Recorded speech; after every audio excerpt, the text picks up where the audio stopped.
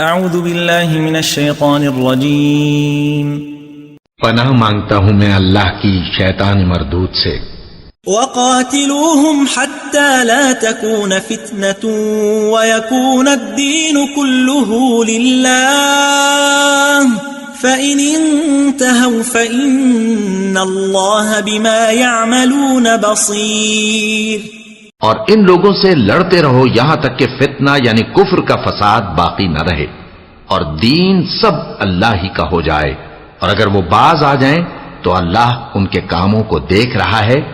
وَإِن تَوَلَّوْا فَاعْلَمُوا أَنَّ اللَّهَ مَوْلَاكُمْ نِعْمَ الْمَوْلَى وَنِعْمَ النَّصِيرُ۔